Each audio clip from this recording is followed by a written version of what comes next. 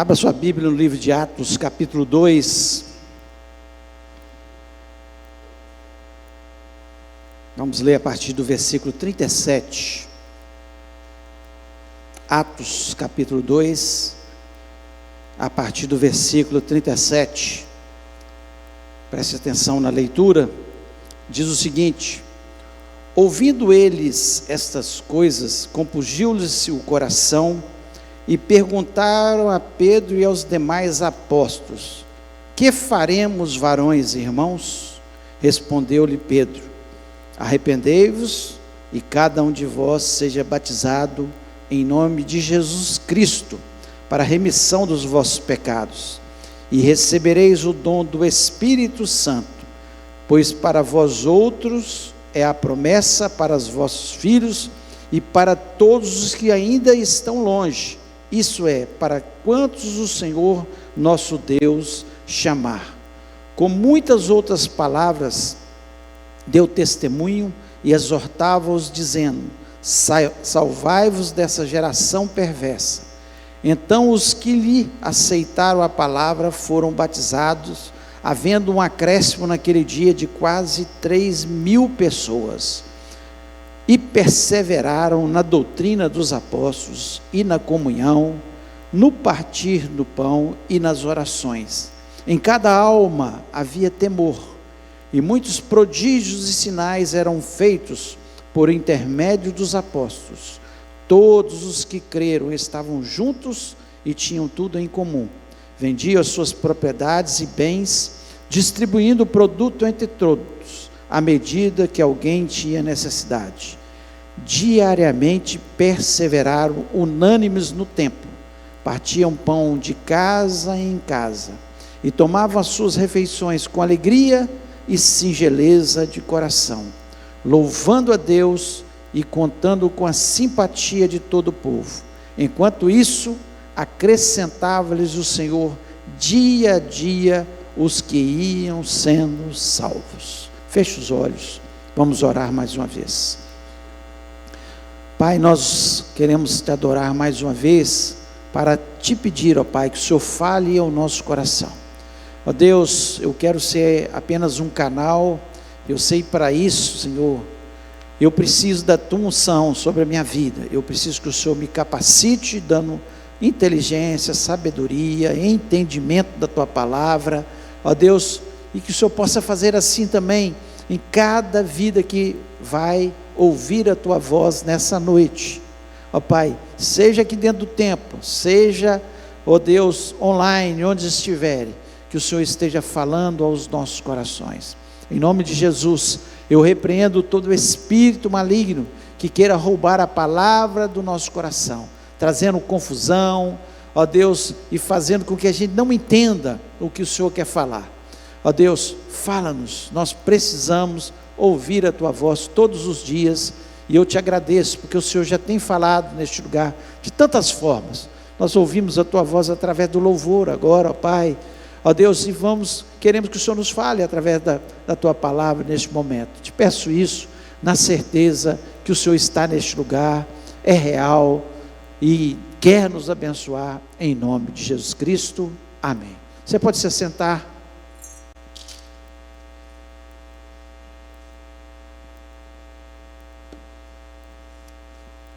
Esse texto que acabamos de ler, ele faz parte do discurso de Pedro, logo depois do Pentecoste, onde os seus discípulos, depois de obedecer a Jesus Cristo, ele falou: vocês vão ficar em Jerusalém, até que do alto vocês vão ser revestidos do poder do Espírito Santo.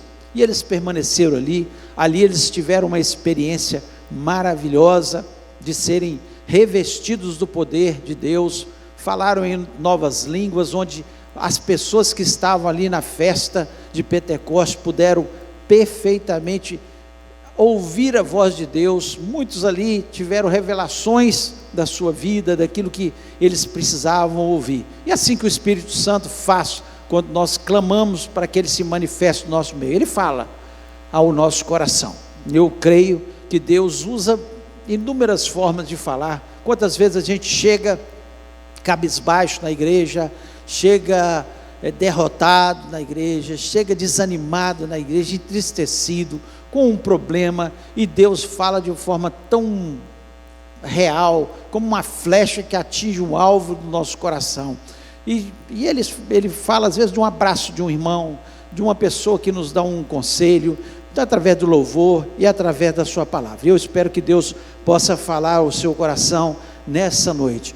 E logo depois, que eles recebem, o Espírito Santo ali sobre a vida deles, Pedro faz um discurso, e nós vemos aqui que 3.000 pessoas, cerca de 3.000 pessoas, se convertem ao Senhor Jesus Cristo. Era na maioria judeus que já conheciam o Deus vivo e poderoso, e que não entendiam muito bem a questão de Jesus ter vindo à terra para morrer pelos nossos pecados, ser crucificado ali, mas naquele dia eles tiveram entendimento de uma forma poderosa, através do poder do Espírito Santo, e muitos se converteram e foram batizados naquele dia de uma forma tão tremenda, tão maravilhosa, que nos encanta aqui.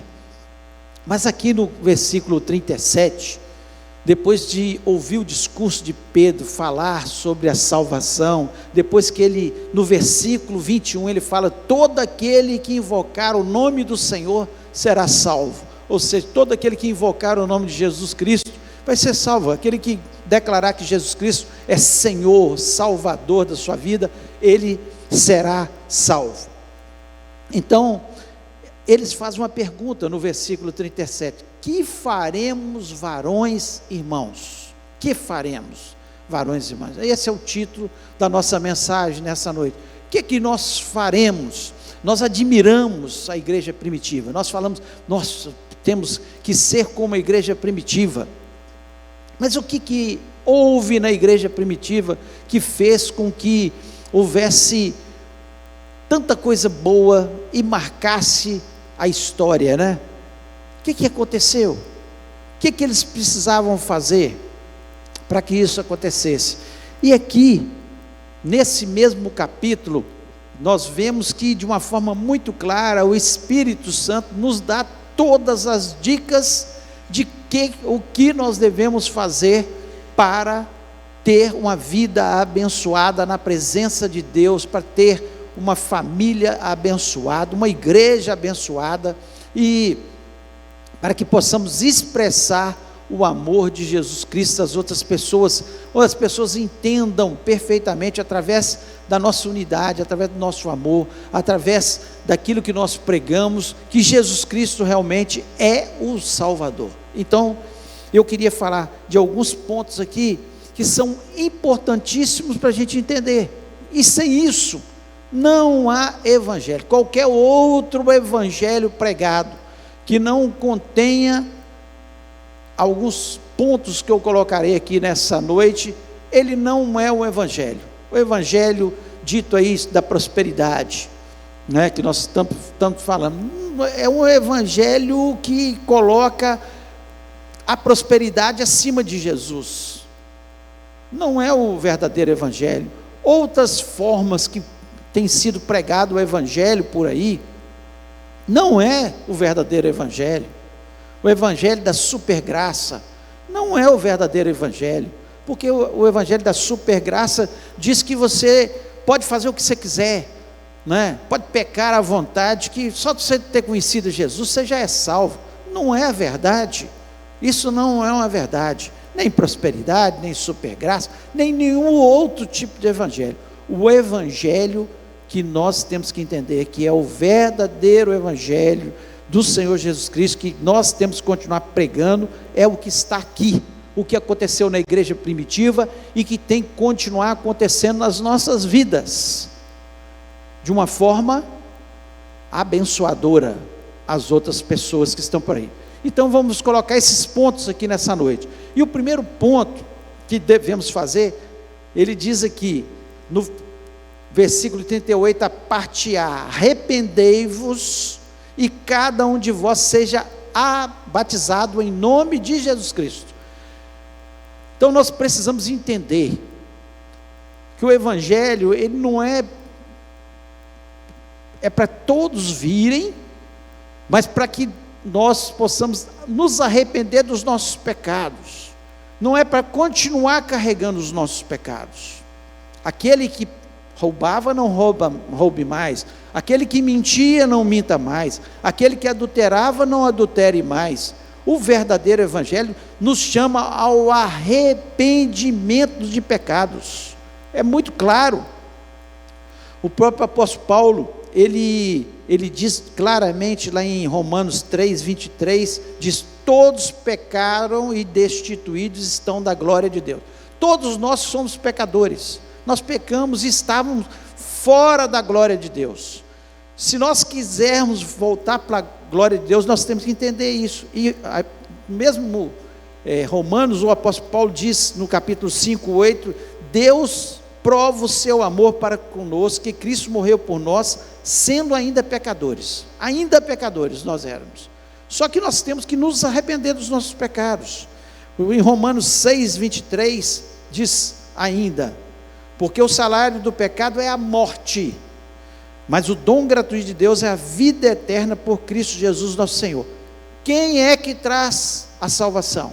Quem é o único caminho? Quem é? É Jesus Cristo. Não existem outros caminhos, e nós temos que nos arrepender dos nossos pecados. Jesus Cristo, João Batista falou assim: arrependei-vos. Jesus Cristo falou a mesma coisa, que nós tínhamos que arrepender. Os apóstolos aqui falando, o primeiro discurso de Paulo, ele já coloca aqui: arrependei-vos, arrependei-vos. E aí ele enfatiza: e seja batizado. Tem muitas pessoas que têm vamos dizer assim, um escudo em relação ao batismo. Mas eu já me arrependi dos meus pecados, eu já sou salvo, eu entendi. Mas o batismo é um símbolo de arrependimento de pecados, que nenhum de nós é maior do que Jesus. Jesus Cristo não tinha pecado e ele foi se batizar. Ele foi batizado por João Batista, para demonstrar que nós temos que nos batizar, porque é um símbolo do novo nascimento em Cristo Jesus. Eu me arrependo dos meus pecados, eu entendo que eu sou pecador, que eu preciso de Jesus, que só Ele é o caminho da salvação, e eu demonstro isso através de um sinal, que é o meu batismo. Então talvez você já tenha entregado a sua vida a Jesus. Se você não entregou, essa é a noite de você entender que precisa de arrependimento dos seus pecados, e que você precisa entregar seu coração a Jesus. Se você já entregou o seu coração a Jesus, você tem que entender que o símbolo de você demonstrar isso é através do seu batismo. Então Pedro, ele de forma clara, ele diz aqui: arrependei-vos e cada um de vós seja batizado. Aqueles homens que, na sua grande maioria, foram batizados naquele dia, como diz o versículo 41 do capítulo 2, eles eram judeus, eles já tinham o símbolo da aliança que eles tinham com Deus, através da circuncisão. Só que eles entenderam que, após se arrepender dos seus pecados, eles precisavam, como todos os apóstolos, como o próprio Senhor Jesus Cristo, de ser batizado, para demonstrar o novo nascimento em Cristo Jesus. Então, que faremos, pois, irmãos? Arrependei-vos dos vossos pecados e sede batizados. É o passo número 1. Se você já fez isso, mas nós precisamos continuar entendendo o que os apóstolos pregaram naquele dia, e Pedro especialmente enfatizou. Depois, no mesmo versículo 38, ele diz, segundo ponto: e recebereis o dom do Espírito Santo. No capítulo 38 ele diz isso: e recebereis o dom do Espírito Santo. Quando Jesus Cristo ele partiu, ele estava para partir, ele falou: olha, eu vou, mas não vou deixar vocês órfãos, vou deixar o Espírito Santo. E nós temos que ter entendimento que o Espírito Santo é uma pessoa e que nós temos que, ele tem que fazer parte da nossa vida. Ele tem que fazer parte da nossa vida. É o Espírito Santo que nos capacita com dons espirituais. É o Espírito Santo que molda o nosso caráter ao caráter de Cristo. Ele que sopra nos nossos ouvidos: não faça isso, isso não está certo, ou faça isso. Ele que nos lembra da palavra de Deus, Ele que nos orienta o tempo todo. Então, nós precisamos entender que nós precisamos estar cheios do Espírito Santo. Por isso que o apóstolo Paulo, lá em Efésios 5,18, ele fala: e não vos embriagueis com vinho em que há contenda, mas enchei-vos do Espírito Santo. Nós temos que nos encher do Espírito Santo. Como é que eu vou me encher do Espírito Santo? É tendo uma vida de oração, é tendo uma vida na presença de Deus, é meditando na palavra de Deus. E eu vou me enchendo do Espírito Santo. Quanto mais eu me aproximo de Deus, mais cheio eu posso ser do Espírito Santo, e mais Ele vai moldar, tirando aquilo que tanto destrói a minha vida espiritual, e acrescentando o fruto do Espírito Santo na minha vida, para que eu seja cada dia da minha vida mais próximo ao caráter de Jesus Cristo. Esse é o objetivo de estar sendo cheio do Espírito Santo. O apóstolo Paulo falou: ó, vocês estão se enchendo de vinho onde há contenda. Quem fica bebendo demais, o que vai acontecer? É brigas, são acidentes, é confusão. Agora, quando a gente enche do Espírito Santo, vai surgir alegria, paz, né? Vai surgir domínio próprio, vai surgir bondade, benignidade, porque é assim que o Espírito Santo vai moldando o nosso caráter. Então, enchei-vos do Espírito Santo. O que faremos? Se encha do Espírito Santo. Você quer ter uma vida mais abençoada? Se encha do Espírito Santo. Depois de te arrepender dos nossos pecados, depois de batizar, me encho do Espírito Santo. Terceiro ponto aqui: e perseveraram na doutrina dos apóstolos. Está no versículo 42, a parte A. E perseveraram na doutrina dos apóstolos. Impossível crescimento espiritual, é impossível o verdadeiro evangelho, se eu não leio a palavra de Deus, se eu não decoro a palavra de Deus, se eu não medito na palavra de Deus, se a palavra de Deus não é tudo da minha vida. Se eu pego uma parte da palavra de Deus que me interessa, eu sou salvo, eu sou abençoado, ponto final? Não. A palavra de Deus é um todo. Tem pessoas que querem nos convencer que não é tudo que você precisa acreditar na palavra de Deus. Ou nós cremos em tudo, ou é melhor não crer em nada, porque nós vamos ser crentes mornos. E quando nós somos crentes mornos, a palavra de Deus nos diz que Deus tem ânsia de vômito, Ele tem nojo daqueles que não estão firmados verdadeiramente, que acham que Deus é um ser a seu serviço. Não, Deus é o Senhor dos senhores, Ele é o Todo-Poderoso, nós é que estamos a seu serviço, e nós precisamos entender que a palavra de Deus é a mente de Deus, é onde Ele quer que a gente cresça. Por isso que Jesus Cristo, lá em Mateus 7, versículo 24 e o 25, ele diz o seguinte: todo aquele, pois, que escuta essas minhas palavras e as pratica, assemelhei ao homem prudente, que edificou a sua casa sobre a rocha. Desceu a chuva, correram os rios, assopraram os ventos e combateram aquela casa, e não caiu, porque estava edificada sobre a rocha. A palavra de Deus é a rocha que nos dá firmeza nos tempos de angústia, nos tempos difíceis, nos tempos que a tempestade vem tentando nos destruir. Nós estamos firmados na palavra de Deus. Doutrina dos apóstolos. Doutrina não é usos e costumes. Usos e costumes, nós estivemos aqui pela manhã e ontem à noite, a igreja, o Atoto, eles têm usos e costumes diferentes dos nossos, mas a doutrina é a mesma, é o Evangelho de Jesus Cristo que precisa ser. As pessoas da África têm usos e costumes diferentes. Agora, a doutrina, a palavra de Deus, ela é preservada em todas as igrejas que levam a sério o Evangelho poderoso e maravilhoso do Senhor Jesus Cristo, aquele que Ele colocou para que nós seguíssemos. E aí nós vamos estar firmados na rocha.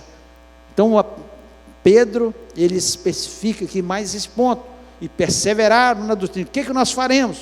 Vocês têm que perseverar na doutrina dos apóstolos. E no mesmo capítulo 42, versículo 42, ele fala, e no partir do pão, e no partir, e na comunhão, e no partir do pão. Na comunhão, quarto ponto é na comunhão. Não existe igreja se não houver comunhão. Partir do pão é o auge, é a nossa santa ceia, é onde nós nos lembramos que Jesus Cristo fez por nós, morrendo ali naquela cruz do Calvário, ressuscitando, que Ele vai voltar. Isso, na igreja primitiva era chamada a festa do amor, da comunhão, onde as pessoas se uniam, onde eles se abraçavam, onde eles verdadeiramente se amavam. Então nós precisamos entender, o que faremos? Nós precisamos ter comunhão, nós precisamos estar juntos na santa ceia do Senhor, nós precisamos estar unânimes. Olha o que diz o versículo 45, eles estavam tão unidos, que eles fizeram uma coisa que nem era para ser feita, não foi uma ordem de Deus. Olha o que diz aqui, no versículo 45, vendiam suas propriedades e fazendas e partiam com todos, segundo cada um tinha necessidade. Eles venderam tudo deles, e colocaram ali aos pés dos apóstolos, só que eles ficaram sem as suas terras, porque eles trabalhavam com o quê? Com seu boi, com a sua ovelha, com a sua terra, com a sua agricultura. Então, se você não tem mais como produzir, como é que você vai continuar sustentando sua família, sustentando a igreja, sustentando as coisas? Mas uma coisa, o princípio está certo, eles repartiam segundo o que havia necessidade. Por que nós fazemos cesta básica? Por que nós trazemos o alimento no dia de Santa Ceia aqui no altar do Senhor? Porque nós entendemos que esse é um princípio. Não adianta eu falar para o irmão que está passando necessidade, olha, vai em paz, vou orar por você. Claro, temos que orar, temos que crer, mas o alimento, o básico, nós não podemos deixar o nosso irmão passar necessidade, de forma nenhuma. Por isso nós trazemos o alimento, por isso nós sustentamos Missão Vida com alimentos. Entendemos outras entidades que nós sustentamos, ajudamos no sustento nessa cidade, porque nós entendemos que não há igreja sem essa comunhão, sem o partir do pão, sem nós nos ajudarmos uns aos outros. E o versículo 46 ainda diz que eles perseveraram unânimes no templo, partiam pão de casa em casa e tomavam suas refeições com alegria e singeleza de coração. Comunhão, quando nós estamos às vezes nos núcleos, quando nós estamos em cultos menores, quando nós estamos no clube do livro, a intenção é ler um livro, discutir o livro, mas também é ter comunhão, quando nós estamos só o grupo dos adolescentes, ou o grupo dos jovens, a intenção é que haja comunhão. Igreja sem comunhão não é igreja. Igreja onde nós nos reunimos, adoramos a Deus, ouvimos a palavra e não temos nenhuma comunhão uns com os outros. Talvez você tenha se sentido solitário, tem se sentido solitário. Em nome de Jesus Cristo, se achegue a um grupo, se achegue às pessoas, não vá embora com pressa, converse com as pessoas, troque experiências, fale dos milagres que Deus tem feito na tua vida, testemunhe de Deus. É para isso que serve a comunhão, para nós nos ajudarmos uns aos outros, para nós darmos testemunho, para nós orarmos uns com os outros. Então é preciso. Que faremos, varões e irmãos, e varoas e irmãs? Que faremos? Precisamos da comunhão, além do que nós já falamos. E ainda, que eles, quinto ponto, e nos milagres, o versículo 43 diz: e em cada alma havia temor, e muitas maravilhas e sinais se faziam pelos apóstolos. Nós temos visto milagres neste lugar? Claro que temos visto. Deus tem operado neste lugar, mas nós queremos mais. Quanto mais nós nos enchermos do Espírito Santo, quanto mais nós nos arrependemos dos nossos pecados e nos enchemos do Espírito Santo, quanto mais nós estamos firmados na palavra de Deus, quanto mais nós nos unimos e oramos uns para os outros, mais milagres vão acontecer no nome de Jesus Cristo. Jesus Cristo pode te curar nessa noite. Jesus Cristo pode transformar a sua situação financeira, abrir uma porta que você não acredita que Ele pode abrir. Você está duvidando no seu coração, mas Ele pode fazer isso. Jesus Cristo tem feito isso. Jesus Cristo pode transformar aquela pessoa que você fala, pensa, com esse aqui não tem mais jeito. Eu cansei de orar. Em nome de Jesus Cristo, não desista, porque vai acontecer um milagre. E o maior milagre, mais do que uma cura, mais do que uma transformação financeira, é a transformação de uma alma. É uma pessoa se render aos pés de Jesus, estava caminhando para ir para o inferno, de repente Jesus Cristo toca e transforma aquela vida pelo poder do Espírito Santo. E nós acreditamos nisso. Nós acreditamos nas vitórias e nas bênçãos. Nós não estamos aqui céticos, nós não estamos aqui duvidando que Deus continua sendo o mesmo, Jesus Cristo continua sendo o mesmo. A própria palavra de Deus nos diz que Ele era ontem, hoje e será eternamente. Basta nós invocarmos, basta nós crermos. Se creres, verás a glória de Deus. Foi isso que Jesus Cristo falou para a gente, quando Lázaro estava ali. Não tem mais jeito, está podre, morreu 4 dias, não importa o tamanho do problema, não importa a podridão que esteja, não importa a situação, eu sei que Jesus Cristo é o mesmo hoje, e será eternamente, e Ele pode fazer qualquer coisa na nossa vida, em nome de Jesus. Creia nisso, creia. Fé não é um sentimento, eu senti. Fé é olhar lá para frente e já ver a vitória no nome de Jesus. Isso é fé.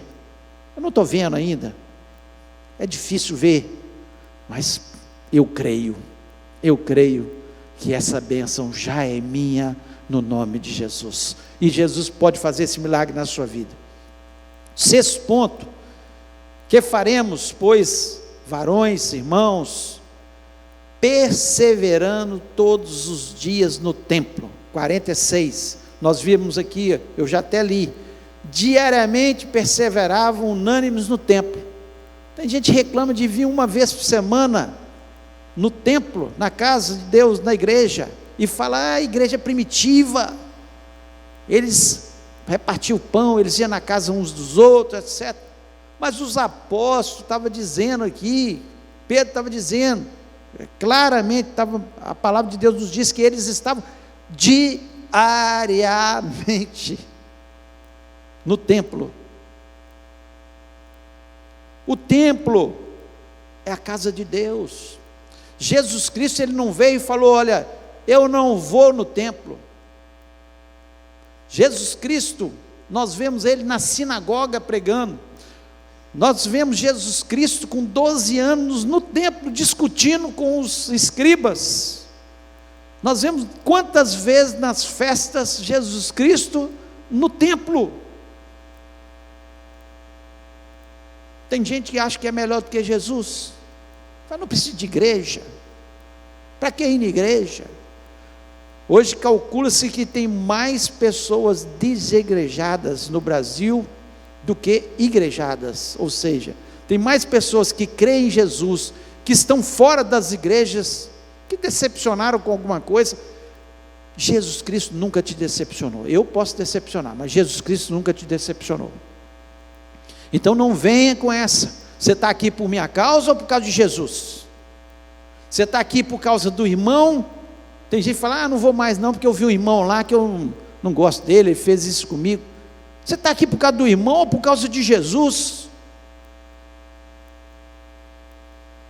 Nós precisamos entender que esse foi um lugar, não esse só, todas as igrejas plantadas no mundo inteiro, e tem lugares que eles sonham em ter uma igreja, mas não podem, estão se encontrando em cavernas, em porões, porque são perseguidos, e nós temos um templo para ir, para poder louvar a Deus, para ouvir a palavra de Deus, e vamos tão pouco, vamos mais na academia do que na igreja, vamos mais no futebol do que na igreja, assistimos mais filmes do que vemos na igreja. Isso demonstra o quê? Que é mais importante do que Deus para a gente. Se sua chácara é mais importante do que a igreja, se o clube social é mais importante que vir a igreja, tem alguma coisa errada. Que faremos, varões e irmãos? Estavam unânimes diariamente no templo. Não estou falando que você tem que vir todos os dias no templo, não, nem temos cultos todos os dias, mas será que a sua frequência para adorar a Deus, para aprender da palavra, tem sido aquilo que Deus gostaria que você, não que o pastor, que Deus gostaria? É uma pergunta que se faz por Deus. Às vezes você fala, nossa, a igreja primitiva era top. Se eu estivesse na igreja primitiva, eu estava bem. Você estaria indo todos os dias aos cultos, adorando a Deus. Eles não iam apenas porque era o templo lindo, não, eles iam porque eles queriam estar juntos, em oração, cheios do Espírito Santo, aprendendo a cada dia a doutrina. E para nós terminarmos o 7º ponto, o versículo 47, louvando a Deus, louvando a Deus. Como é gostoso louvar a Deus, como nós louvamos aqui. Mas o louvor, ele tem que ser algo contínuo na nossa vida. Eu tenho que acordar louvando a Deus. Esses dias nós estávamos numa reunião, na verdade numa confraternização, e eu ouvi um testemunho de uma pessoa, da esposa, né? Todo dia quando ele acorda, e ele incomoda ela, acordando ela também, quando acorda o despertador toca, ele fala: glória a Deus, acordei. Eu achei muito interessante, que bênção a gente poder acordar, e em vez de falar: meu Deus, que dia é hoje, tem que acordar, tem que trabalhar, tem que estudar, falar: glória a Deus, eu acordei mais um dia, louvando a Deus em todo o tempo, louvando no templo. Sim, esse louvor congregacional, ele é importantíssimo, mas esse louvor que é contínuo na nossa vida. Obrigado, meu Deus, louvado seja o teu nome pelo alimento, obrigado pelas vestes. Tem gente que está fazendo frio, agora mesmo está fazendo um friozinho, meu Deus, que frio horrível, misericórdia, que bênção, friozinho, para a gente usar as roupazinhas que a gente não usa o ano inteiro, né? Ficar mais chiquezinho, é bênção. Ah, o calor, não, calor infernal, não, calor. Louvado seja Deus, porque eu acordei, porque eu me alimentei, porque eu tenho vestes, porque eu tenho uma família. Hoje pela manhã nós ouvimos, e ontem também, né, testemunho, crianças abandonadas, por causa da guerra, por causa da fome, pais que não tinham condições de sustentar. Vimos trigêmeos aqui, abandonados ainda no hospital, e um sorriso no rosto, encantador, louvando a Deus, agradecendo porque eles encontraram uma família que cuida deles, e encontraram especialmente Jesus, que transformou a sua história, a sua vida, como transformou de tantas vidas. É encantador o que Jesus Cristo faz na vida das pessoas, não importa quem seja, não importa onde estiver, mas Jesus Cristo pode alcançar a todos. Louve a Deus, você tem um teto, você tem uma família, você tem um trabalho, você tem uma igreja, você tem a sua vida, saúde, ou recursos para tratar quando a enfermidade vem. Louvado seja o nome do Senhor, louvando em todo o tempo. Quando nós fazemos tudo isso, o que vai acontecer? Exatamente o que ele termina aqui: o Senhor acrescenta as vidas. Às vezes a gente acha que nós é que salvamos alguém. Não, nós só temos que fazer a nossa parte: arrepender, batizar, ser cheio do Espírito Santo, firmado na palavra. Os milagres vão acontecer, nós vamos ter comunhão uns com os outros, as pessoas vão olhar para a gente. Esse povo é um povo diferente. Aqui o texto nos diz que eles, contando com a simpatia do povo, o povo de Deus tem que ser um povo simpático, agradável. Tem gente que é mal-humorado. Em nome de Jesus Cristo, que o Espírito Santo possa inundar a sua vida e mudar esse mau humor seu, que você possa ser uma pessoa simpática em nome de Jesus Cristo, para que as pessoas possam ver: essa pessoa é diferente, tem alguma coisa diferente nessas vidas, e o Espírito Santo, o Senhor, acrescenta as almas que hão de ser salvas. Nosso papel é semear a palavra, falar de Jesus, do que Ele fez na nossa vida. Eu era assim e hoje sou assim. Eu era triste,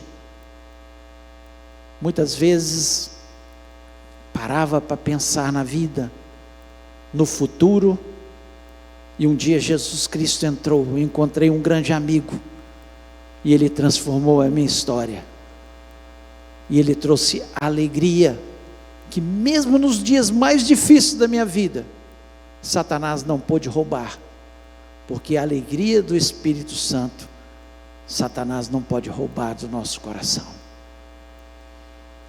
Então o que faremos? Queremos a igreja primitiva? Ser como a igreja primitiva? Vamos fazer o que eles faziam. Vamos ter comunhão, louvar a Deus, engrandecer o nome de Deus, ficar firme na palavra, fugir do pecado, e a bênção do Senhor será derramada sobre as nossas vidas, no nome de Jesus. Eu queria convidar você a ficar em pé, neste momento.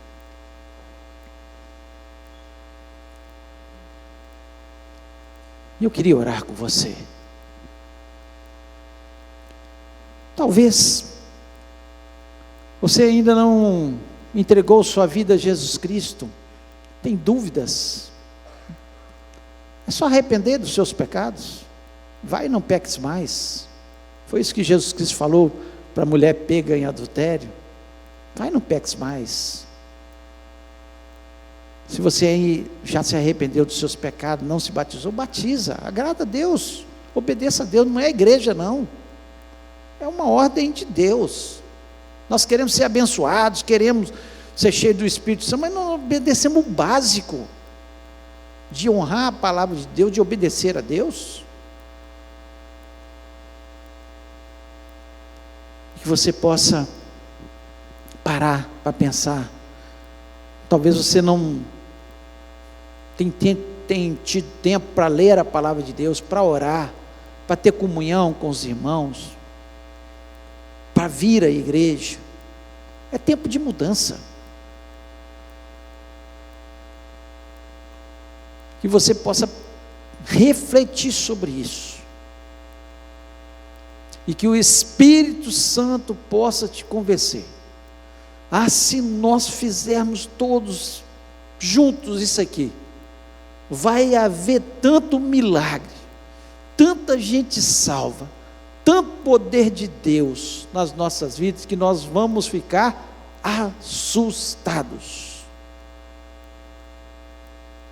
Se um fizer, já vai ter mudança, mas se nós todos fizermos, vai haver um Pentecostes em nome de Jesus, vai haver poder de Deus, maravilhas de Deus sobre as nossas vidas, pessoas serão curadas, pessoas serão restauradas, famílias serão libertas, porque Jesus Cristo continua sendo o Senhor da sua igreja.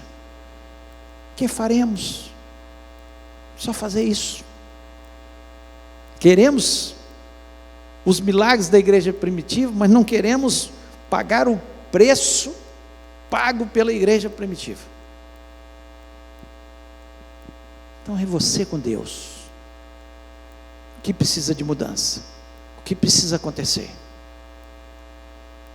A igreja proporciona você aprender a palavra. Nós temos escola dominical, núcleos de estudo, seminário, tanta coisa. A igreja proporciona você orar. Tantos cultos de oração nós temos aí durante a semana, e tão poucas pessoas às vezes vêm. Nós temos o templo aberto aqui, para você vir a cultuar a Deus.